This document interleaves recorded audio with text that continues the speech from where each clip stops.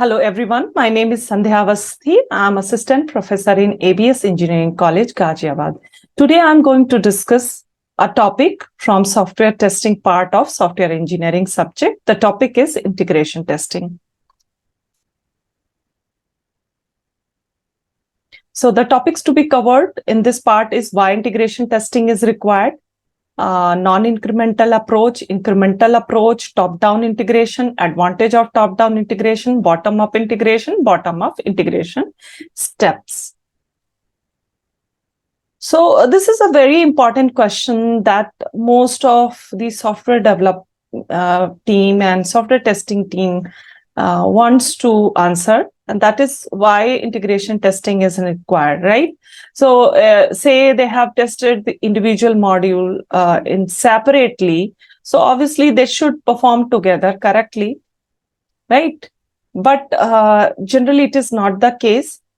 Even if there are modules or units, say module 1 is tested and successful, module 2 has been tested, module 3 has been tested, module 4 has been tested, and they have been tested successfully individually.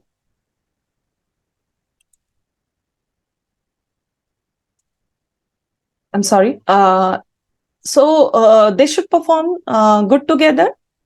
But it is not the case because when they are put together, integrated, so the interfaces generally does not perform correctly.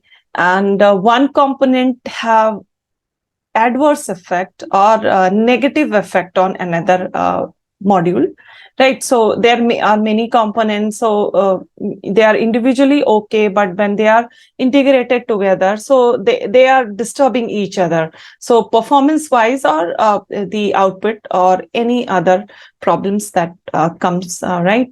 So one component can have adverse effect on another sub-function where combined may not produce desired major function. Individually acceptable in procedure are further magnified when they are put together. Any global data structure can also present problems. So obviously different components are put together. So if there is some global data structure that is utilized there, so the values may become inconsistent or that even further can be wrong. Constructing software architecture while at the same time conducting test cases to uncover errors associated with interfaces, that is another because of these problems, integration testing is a requirement. Integration testing, there are two main categories, incremental approach and non-incremental approach. So here in this part, I'm going to discuss non-incremental approach. So in non-incremental approach, you take the system as a whole and integrate them together, and then you test it using various test cases. So obviously, if the software is really big, there are having many components and you just integrate them and now you are testing it. So it is going to produce a lot of result. And when you look at so many results at one go, the team really face difficulty in removing them too. Right. So because you get so many thousands of errors are just produced at one go. Now the team is confused which should be removed, how to move ahead with removing all these 1,000 errors, right? So to construct a program using, the idea is in this sort of not very popular but non-incremental approach, that goes using Big Bang approach, and all the components are combined and entire program is testing as a whole, and obviously it results in chaos. Right, so that was, it is not a preferred method, a preferred approach of in doing integration testing. Another approach is, which is really a practical one, is incremental approach. Right, so here the program is constructed and tested in small increments where errors are easier to isolate. Right, so you are going one by one. So obviously it will produce few errors as compared to Big Bang approach. So when you get say 10, 20 errors, so at least that is doable. You can take one by one and you can remove 20 errors. But suppose you get 2,000 errors. So it's really a very complicated activity. Even sometimes you think where to start, right? So isolating a particular problem or a bug is really difficult in that case. But here in incremental approach, isolation is easier, and that can be, the testing can be done easily, right? So interfaces are more likely to be tested completely, and systematic test approach may be applied. So here testing is done by integrating two or more module, and that is further goes on incremented. So that two module is further integrated with another two module, then that is further added with another two modules. So this way, one by one, you go and you try to remove any problem that occurs while integrating. So top-down integration testing, there are two categories in incremental approach. First one is top-down integration. The second one is bottom-up integration. So in top-down integration, how that is done?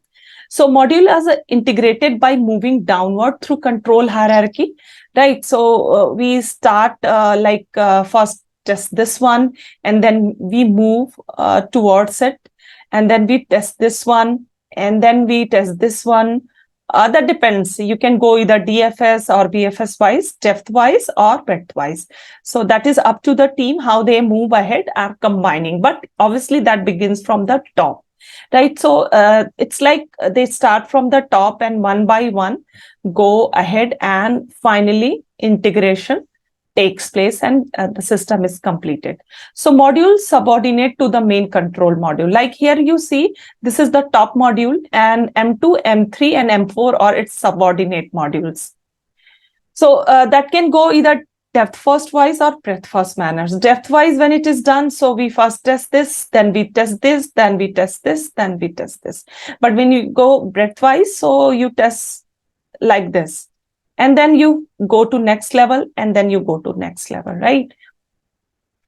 So when we perform top-down integration testing, two different type of programs are needed to complete the integration task. And the first program is known as stub, right? So obviously we want to test it, and it is dependent on M2. M2 has not been tested yet. So and M1 is dependent on M2 for some input. So to replace this, some sort of program is required, and that program is called a stub program. So stub is that part that provides input to the top module so that it can be tested, right? So this way it goes down, right? So stub, you can call, is a overhead in top-down integration testing. So it is an extra expenditure. So the team has to work extra hard to develop such stub programs. And a driver is another program that is used to call the module to be tested, right? So say if you go bottom up, that is utilized in bottom up approach. Generally, drivers are not used in top down approach. In top down approach, the requirement is stub programs. So the integration process steps is main control module is used as a test driver, and stubs are substituted for all component directly subordinate to main control module. Depending on the integration approach selected, depth first or breadth first, subordinate stubs are replaced one at a time with actual component. Tests are conducted as each component is integrated, so that goes on incremental manner. On completion of each set of test case, another stub is replaced with real component.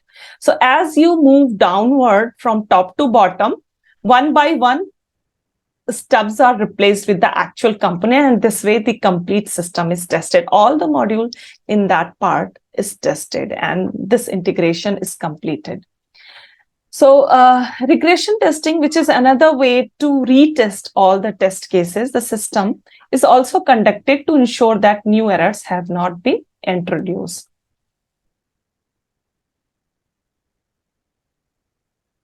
So what are advantages of top-down integration? So it verifies the major control decision points early in the test process. Decision making occurs at upper levels in the hierarchy and is therefore encountered first. If depth first integration is selected, a complete function of software may be implemented and demonstrated. Early demonstration of functional capability is a confidence builder of all stakeholders. Disadvantage of top-down integration is because it requires a stub program for this purpose. So extra effort is needed to develop such a stub program, and also extra step is involved to replace the low-level module at the beginning of top-down testing. Therefore, no significant data flow can flow upward in the program structure. As a tester, what you need to do, the delay many tests until stubs are replaced with the actual module. So you can delay different tests when it is replaced with the actual module. Develop stubs that perform limited function that simulate actual module. And third choice can be integrate the software from bottom of the hierarchy upward.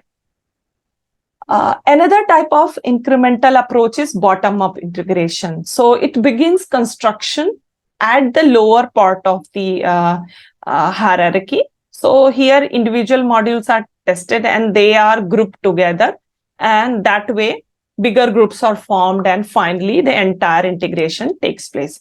Right. So you can call individual module in the beginning can be called as atomic module. Right. So begin construction and testing with the atomic module. Atomic module means component at the lowest level, because components are integrated from bottom up. The functionality provided by components subordinate to a given level is always available. So here there is no requirement of stub programs. So that overhead to design and develop stub programs are completely eliminated. So there is no need for stub program. Right. In this scenario, you see this is a diagram taken from R.S. Pressman book. So here we have this module, another module. So here integration is starting from the bottom. This is the lowest level module. So it is tested first and it is not dependent on any other module, right? So the only thing that is required here is some driver to initiate it, to start it. And once this is tested, this input can be utilized by this module, because this module is dependent on this module. And here these two modules are dependent on this module. So this way, this cluster is formed first, then here this cluster is formed, then this goes to a bigger cluster, and this becomes another cluster, then this becomes another cluster, and this way entire component or modules are integrated. So the steps in this are low-level component, the first step, combine into a cluster, sometimes called builds, that perform a specific software subfunction. It needs a driver, a control program for testing. So though we don't need stubs here, but we need to use a driver program that is needed to coordinate the test case input and output. The cluster is tested. So as you combine the product, as you combine the component, every time that is combined, that cluster is tested. Drivers are removed, and then finally drivers are removed and cluster are combined, moving upward in the program structure. That will be all for this part of the integration testing. Some of the content from of this slide is taken from Engineering Concept by K.K. Agrawal and R.S. Pressman. If you like the video, do press the like button. Bye-bye, everyone.